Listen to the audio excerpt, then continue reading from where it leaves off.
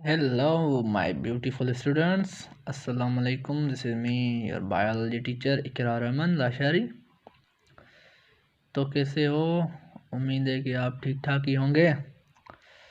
बेटा, जो previous lecture हम जिस टॉपिक्स के बारे में डिस्कस कर रहे थे वो टॉपिक्स हो गए थे हमारे शायद फोटोसिंथेटिक पिगमेंट्स हो गए, और लाइट रिएक्शन में जो पार्ट्स हैं जो वो डिस्कस कर आए हैं हम लोग प्रीवियस लेक्चर में। जो हमारा आज का टॉपिक है वो है लाइट रिएक्शन। हम इसको डिटेल में पढ़ेंगे।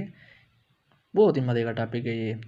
अगर इस पर फोकस ना किया तो शायद समझ में भी ना आए, पर इजी टॉपिक है, मज़े वाला है, कंसंट्रेशन कीजिएगा।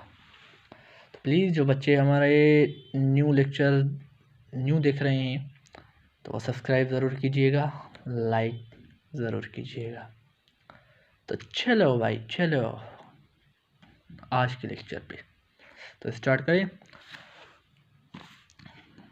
यहाँ देखो, मैंने एक डायग्राम बनाया है फोटो सिस्टम 2 का। तो लाइट रिएक्शन में जो है फोटो सिस्टम 2 पहले पहले जो है पार्ट जो है फोटो सिस्टम 2 का आता है, पर मैंने आप लोगों को प्रीवियस लेक्चर में पढ़ाया था फोटो सिस्टम 1 और फोटो सिस्टम 2। ये फोटो सिस्टम 1 जो है वो इसकी पहले डिस्कवरी हुई थी, इसीलिए फोटो सिस्टम मैंने 1 आप लोगों को पढ़ाया था। पर फोटो सिस्टम 2 जो है ये पहला पार्ट है इसमें लाइट रिएक्शन में। तो चलो हम स्टार्ट करते हैं यहाँ से। तो लाइट रिएक्शन में सनलाइट की एनर्जी जो है वो आती है पहले फोटो सिस्टम 2 का जो है वो ये वेवलेंथ जो है वो कौन सी ऑब्जर्व करता है 680 की। इसमें H2O स्प्लिट होता है, 2 इलेक्ट्रॉन रिलीज करता है, 2H पॉजिटिव भी कहते हैं इसको, 1/2 O2 भी कहते हैं। तो सनलाइट से लाइट एनर्जी आ रही है, क्लोरोफिल ए क्या कर रहा है, ट्रैप कर रहा है, एब्जॉर्ब कर रहा है, कैप्चर कर रहा है। तो ये एब्जॉर्ब करके कैप्चर करके 2 इलेक्ट्रॉन्स रिलीज़ कर जाएगा और ये क्लोरोफिल ए मालिक्यूल रिड्यूस हो जाएगा, क्योंकि इसने 2 इलेक्ट्रॉन्स रिलीज़ कर दिए तो ये रिड्यूस हो गया। तो इसको एक्सेप्ट करने वाला जो पार्ट होगा वो होगा ऑक्सीडाइज। तो एक्सेप्ट करने वाला 2 इलेक्ट्रॉन्स ये कहाँ जाएंगे, फियोफाइटिन के पास। इसको हम कहते हैं प्राइमरी एक्सेप्टर ऑफ इलेक्ट्रॉन्स। जो हम प्रीवियस लेक्चर में पढ़ के आए थे कि ये 2 electrons chlorophyll of A of photo system 2 ये जो जाएंगे वो प्राइमरी एक्सेप्टर ऑफ इलेक्ट्रॉन्स के पास जाएंगे, वो है फियोफाइटिन। और फियोफाइटिन के पास 2 इलेक्ट्रॉन गए, ये 2 इलेक्ट्रॉन्स देगा प्लास्टोक्वानिन के पास। प्लास्टोक्वानिन के पास 2 इलेक्ट्रॉन ये जाएंगे तो ये हो गया रेड्यूस्ड और ये हो गया ऑक्सीडाइज।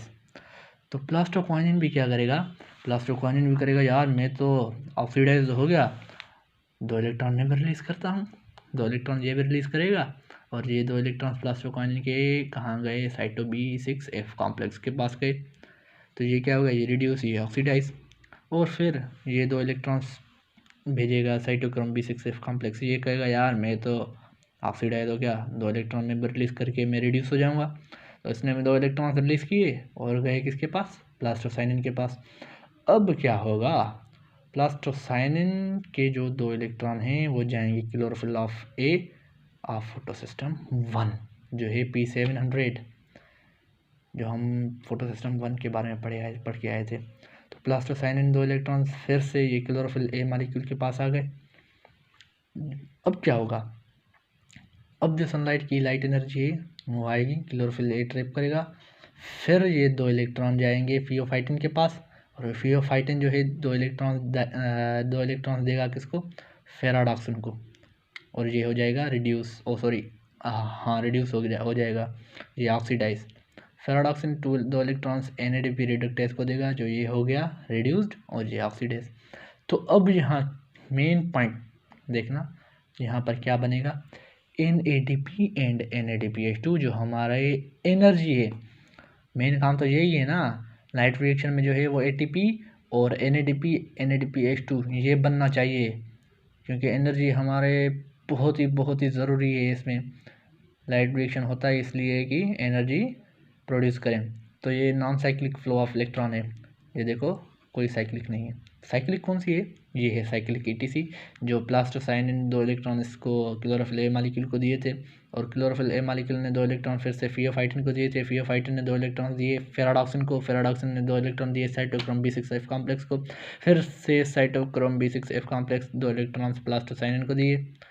तो ये ऑक्सीडाइज रिडक्टेज ये बना, ये जो है वो क्या हो गई, साइक्लिक हो गई। तो इसको हम कहेंगे साइक्लिक ETC। तो फोटोफॉस्फोराइलेशन जो है वो 2 किस्म की होती है, नॉन साइक्लिक, ये साइक्लिक। ये जो थी वो नॉन साइक्लिक थी, और ये जो है साइक्लिक ETC है।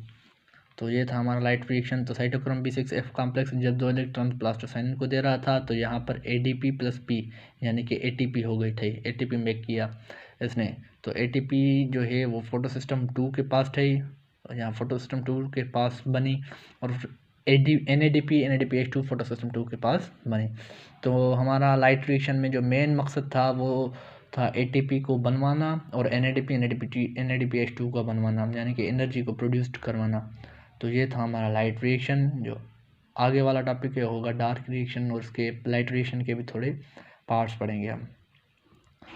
तो ज़रूर मेरे चैनल को एक बायोलॉजी विद इकरार अमन ज़रूर सब्सक्राइब कीजिएगा।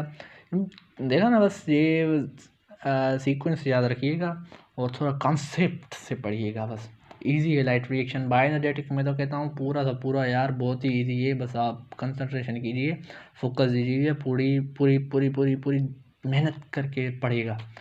बायोएनर्जेटिक्स एंट्री का मेन चैप्टर है MDCAT का, ज़रूर इसमें से बस हर साल 6 से 7 क्वेश्चन ज़रूर आते हैं, ठीक है। तो सब्सक्राइब ज़रूर कीजिएगा, लाइक ज़रूर कीजिएगा। मिलते हैं अगले लेक्चर के बाद माय ब्यूटीफुल स्टूडेंट्स। ओके, खुदा हाफिज़।